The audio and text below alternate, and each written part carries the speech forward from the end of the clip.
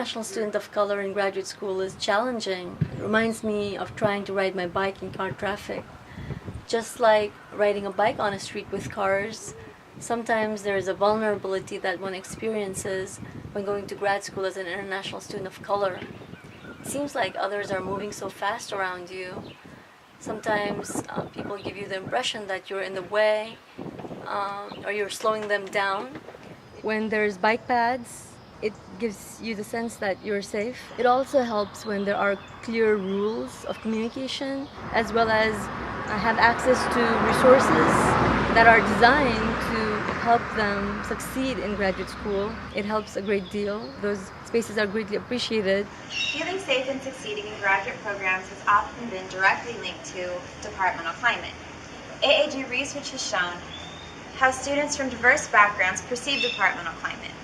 As a group, they seem to be comfortable, but perception significantly change depending on where the students are studying and where they come from.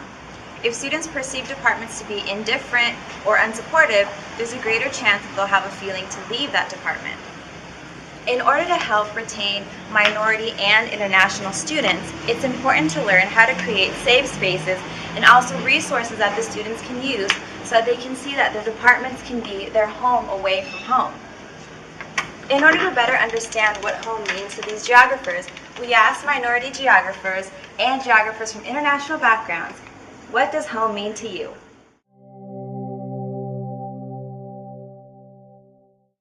Mentioning the notion of home is kind of for me, I guess I'm currently have multiple homes right now, because it's like I'm originally from China, and my hometown is called Xi'an, Xian. That's my home.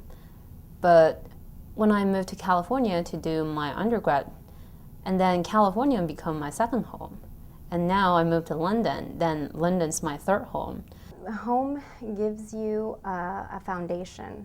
I believe it helps you to create a strong personality. Home is your personal background. I think the home is a place where you feel you belong to. That means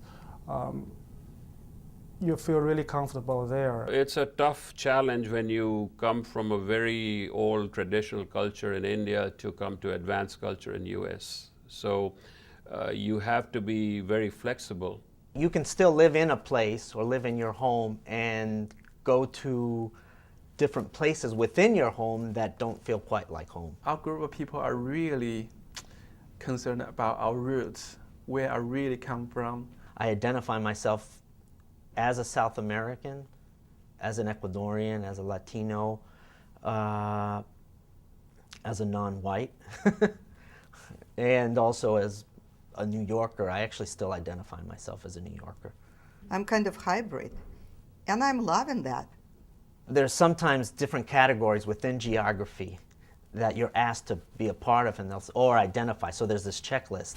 And at times I don't feel that I fit in any of those categories neatly, and I fit in multiple, so I'd like to check off multiple. This idea of being a hybrid, I think, suits me, also because in terms of my ethnic identity or who I am, I also wear multiple hats, and I know when to use those hats when I need them.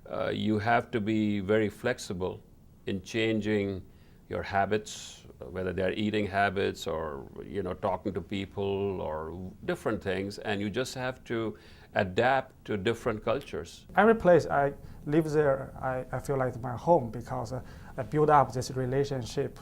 I feel like the environment I belong to, and I find like the interesting spots in the city I like. So that's build up the feeling of the home. Well, I'm fortunate enough to have two homes. I feel like Peru is one of my homes, and I feel that California in the U.S. is one of my homes.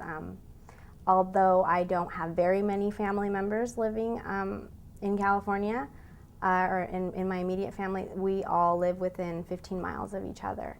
So they are what I consider my home, my family. Because of the language, the culture difference between China and United States, whenever the professor come up with some examples that is about American cultures, I don't have any background about it. I do have to spend extra time to study the background knowledge. So I think that's the most important part, the hardest part for international students. I think you have to be adaptable when you move such a wide distances to be able to change your thinking. It's just kind of like a personal migration to different part of the world, but it's kind of like for me, as long as I have some emotional connections to the places, and also I have something I really love about that place, then these places are all my home.